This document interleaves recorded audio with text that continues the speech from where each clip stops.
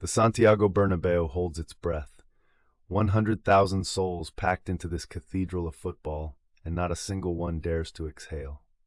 April 2018, Champions League quarterfinal, Juventus. The score reads 0-3 on aggregate, and the clock is bleeding into the 64th minute. You stand at the edge of the penalty box. Your legs burn with the acid of 1,000 sprints. Your lungs scream for air. Gianluigi Buffon, the greatest goalkeeper of his generation, the man who has seen everything, crouches between the posts, his eyes locked onto yours. The cross comes in from Lucas Vazquez, high, floating. Time fractures into splinters of pure sensation. You leap, not like a man, like something else entirely. Your body rotates in midair, defying every law of physics, every limitation of human anatomy. The bicycle kick connects with surgical perfection. The ball rockets past Buffon's outstretched fingers. The net ripples, and the stadium doesn't roar, it detonates. 70,000 Madridistas erupt in a wall of white noise that shakes the foundations of the earth. Commentators abandon their scripts. Your teammates sprint toward you, but you're already gone, lost in the moment, shirt off, muscles carved from marble and sacrifice, screaming into the Madrid night. This is the goal that will echo through eternity. The goal that made Buffon himself applaud. The goal that proved you were not just a player, but a force of nature. But how does a skinny, crying boy from a forgotten island in the Atlantic Ocean become this? How does poverty become glory? How does rejection become immortality? This is the story of Cristiano Ronaldo, and nothing about it was guaranteed. You were born on February 5, 1985, in Funchal, a sun-bleached city clinging to the volcanic slopes of Madeira, Portugal. Your home sat in the neighborhood of Santo Antonio, a cramped, crumbling house with tin sheets for roofing and dreams larger than its walls could contain. Your father, José Diniz Aveiro, worked as a municipal gardener and a part-time kit man for the local amateur club, CF Andorinha. He drank to escape a life that never gave him what he deserved. Your mother, Maria Dolores, cleaned houses and cooked for wealthy families, her hands cracked from bleach, her back bent from labor. She worked 3 jobs to keep food on the table for you and your 3 older siblings, Hugo, Elma, and Liliana Katia. You were the 4th child, the accident, the one doctors urged your mother to abort because the family couldn't afford another mouth to feed. She refused. They named you Cristiano after Ronald Reagan, your father's favorite actor, because he believed American names carried luck. Ronaldo because it sounded powerful. From your first breath, you carried the weight of impossible hope. At age 3, you kicked your first football, a scuffed, half-deflated thing your father brought home from the club. You kicked it against the wall of your tiny bedroom. Again, again, again. Your mother would find you at midnight, still kicking, eyes blazing with something she couldn't name. By 6, you joined Andorinha, where your father worked. The other boys were bigger, stronger, better fed. You were rake-thin, with buck teeth and a speech impediment that made the words catch in your throat. They laughed at your accent. They mocked your clothes. The same pair of shorts, washed so many times the color had faded to nothing. But when you got the ball at your feet, nobody laughed. Your first coach, Francisco Afonso, pulled your mother aside after training one evening. "Dolores," he said, his voice trembling with conviction, "this boy is different. This boy has something I've never seen." At age 10, you transferred to Nacional, Madeira's biggest club. The commute was brutal. Buses, ferries, hours of travel each day. You'd arrive at training exhausted, hungry. The other boys had proper boots. You had whatever your father could find at second-hand markets. But you trained harder than anyone. While others rested, you practiced step-overs until your feet bled. While others slept, you visualized goals, felt the weight of imaginary trophies in your hands. Then came the phone call that would fracture your childhood. Sporting Lisbon had heard whispers. They wanted to see you. A trial on the mainland. You were 12 years old. Your mother stood in the doorway of your tiny home, tears streaming down her face, and watched you board a ferry alone. You carried a single bag. Inside, 2 shirts, 1 pair of shorts, and a photograph of your family. The The distance was 600 miles. The loneliness was infinite. At Sporting's academy, you cried yourself to sleep every night for months. The Lisbon boys mocked your Madeiran accent, called you the islander, treated you like an outsider. You called your mother sobbing, begging to come home. "Stay," she said, her voice cracking. "Stay and become who you were born to be." You stayed, and you became something else entirely. The Sporting Lisbon Academy was a factory designed to break boys and forge men. You entered its gates, a homesick child. You would leave as a phenomenon. But first, you had to survive. The coaches pushed you past exhaustion. The conditioning sessions made your lungs burn. The tactical drills exposed every flaw in your game. At 13, you underwent heart surgery to correct a racing heartbeat, a condition that could have ended everything before it began. 2 days after the procedure, you begged to return to training. The doctors said no. You snuck onto the practice pitch anyway. Your roommates at the academy remember a boy possessed. While they played video games, you did extra sprints. While they talked about girls, you studied footage of Luis Figo, memorizing every feint, every explosive burst. You were building yourself into something the world had never seen. By 16, you'd risen through every youth level at Sporting. Your stepovers became legendary. Defenders would commit before you'd even moved, hypnotized by the blur of your feet. Your acceleration left fullbacks clutching at air. Your confidence bordered on arrogance. But arrogance without results is delusion, and you were about to prove the difference. On August 6, 2002, you made your first team debut for Sporting. You were 17.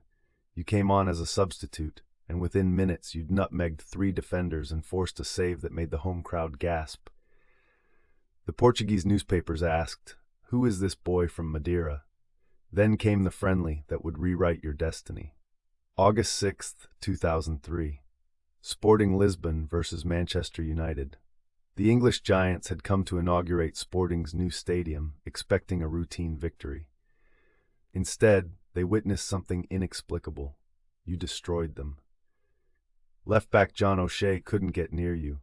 You dropped your shoulder, accelerated past him like he was standing still, then did it again and again. The United players began fouling you out of desperation. Sir Alex Ferguson, the most successful manager in British football history, sat in the stands, his eyes widening with every touch you took. On the flight back to Manchester, something unprecedented happened. The United players surrounded Ferguson, Gary Neville, Roy Keane, Ryan Giggs, legends of the game, begging their manager to sign a teenager they'd just faced. "Gaffer," Neville said, "we have to get this kid." 4 days later, your phone rang. It was your agent. Manchester United had made an offer. You would become the first Portuguese player in the club's history wearing the number 7 shirt, the same number worn by George Best, Eric Cantona, David Beckham. You were 18 years old. The transfer fee, £12.24 million. The pressure, immeasurable. On August 16, 2003, you stepped onto the Old Trafford pitch for the first time. The theater of dreams. 67,000 fans chanting your name before you'd done anything to deserve it. You had promised them the future. Now you had to deliver it. What followed was not a career. It was a decade-long assault on the record books. At Manchester United, you evolved from raw talent to unstoppable force. In your first season, you showed flashes, the tricks, the pace, the audacity. But critics called you a showboat. Too many stepovers, they said. Not enough substance. You responded by becoming the most complete attacker in English football. The 2007-2008 season was your coronation. You scored 42 goals in all competitions, a number that seemed impossible for a winger. Against Sporting Lisbon in the Champions League, the club that made you, you refused to celebrate your goal, hand on heart, tears in your eyes. Against Arsenal in the semi-final, you scored with a header of such power that goalkeeper Jens Lehmann didn't move. Then came Moscow, the Champions League final. Manchester United versus Chelsea. The rain fell in sheets, the penalty shootout stretched into agony. When Nicolas Anelka missed, you collapsed to the turf, arms raised, European champion at 23. You won the Ballon d'Or that year, the first of 5. But you wanted more. You wanted Real Madrid. In 2009, you became the most expensive player in football history, £80 million, a number that seemed obscene. Critics said you'd never justify it. Florentino Perez unveiled you to 80,000 fans at the Bernabeu. You stood alone on that pitch, flashbulbs exploding like stars being born, and you promised them greatness. You delivered apocalypse. In 9 seasons at Real Madrid, you scored 450 goals in 438 games. Read that again. More goals than appearances. You won 4 more Champions League titles, a feat no player had ever achieved. Against Atletico Madrid in the 2014 final, your penalty in extra time sealed the decima, the trophy Madrid had chased for 12 years. Against Bayern Munich in 2017, you scored a hat-trick in the quarter-final, tormenting Manuel Neuer like he was a training cone. Against Juventus in that immortal 2018 bicycle kick, you transcended sport itself. Your rivalry with Lionel Messi defined an era. 2 gods dividing the world into factions. You pushed each other to places neither could have reached alone. Together, you won 11 Ballon d'Ors. Together, you made everyone else look ordinary. Your statistics from Madrid read like typographical errors. 311 La Liga goals, all-time top scorer in Champions League history with 140 goals, a record that may never be touched. But numbers cannot capture the feeling. The way defenders' legs turned to stone when you picked up the ball. The way entire stadiums held their breath when you stood over a free kick. The way you pointed to the corner before striking because you already knew where it was going. The world had never seen anything like this. The world might never again. But immortals bleed too. In 2014, you suffered a chronic knee injury that doctors said could end your career at the highest level. The patellar tendonitis made every step feel like glass grinding inside your joint. For months, you played through agony that would have hospitalized ordinary men. You couldn't train with the team. You'd arrive hours early for individual treatment, hours late for lonely sessions with the physiotherapist. The whispers started. He's finished. He's lost his pace. The knees don't recover at 30. You heard every word, and you remembered every face. Then came the personal devastation. Your father, Jose Dinas, the man who gave you your first football, who worked as a kit man so you could play, who drank to escape a world that crushed him, died in 2005 from liver failure. He was 52. You were 20. He never saw you become the greatest. He never saw the Champions League triumphs, the Ballon d'Ors, the standing ovations from opposing fans. You carry this grief like a stone in your chest. In interviews, when his name arises, your voice cracks, your eyes fill. The boy who never cried on the pitch cannot speak of his father without tears. In 2017, Spanish prosecutors accused you of tax evasion. The headlines were brutal. The court appearances humiliating. You sat before cameras, answering questions that made you feel like a criminal rather than an icon. You were ultimately fined, but the damage to your pride ran deeper than any legal penalty. At Juventus, where you transferred in 2018 seeking a new challenge, the Champions League glory eluded you. 3 seasons, 3 eliminations, against Ajax, Porto, Lyon, teams you would have destroyed in your Madrid prime. Critics said you'd gone to Italy to collect a pension, not trophies. And at your lowest, returning to Manchester United in 2021, watching the club you loved crumble around you, benched by managers who didn't understand what they had, you considered walking away.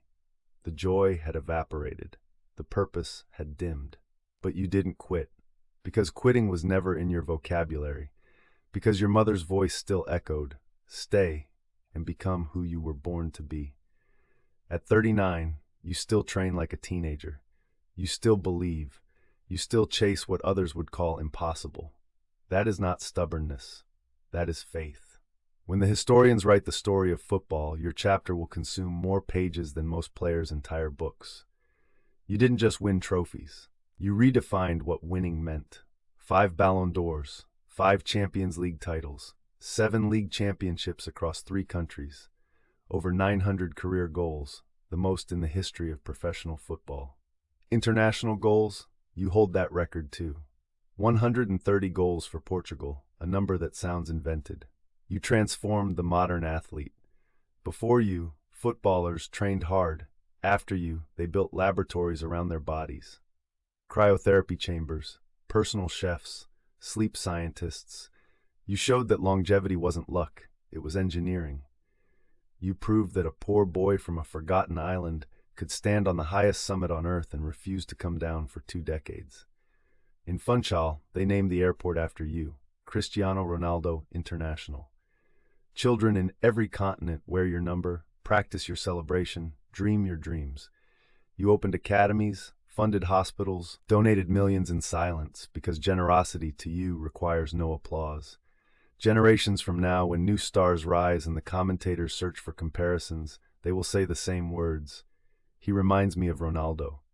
Not just a player, not just a champion, a monument carved into the living memory of sport, forever. And so we return to where we began, that stadium in Madrid, that bicycle kick, that primal scream into the night. What you've witnessed today isn't just a story about football. It's a story about refusing to accept the hand you were dealt. It's about a crying boy on a ferry, a mother who believed when no one else did, a heart that was literally surgically repaired and still beat louder than everyone else's. Cristiano Ronaldo's journey teaches us the most uncomfortable truth. Greatness is not given. It is extracted through suffering, through sacrifice, through the relentless refusal to stop climbing. So wherever you are, whatever mountain you're facing, remember Funchal. Remember the kid with the faded shorts and the impossible dream. Now I want to hear from you. Drop a comment telling me, whose story should we tell next? Whose journey deserves this treatment? If this video moved you, hit that subscribe button, like this video. Share it with someone who needs to believe again, because belief is where every legend begins.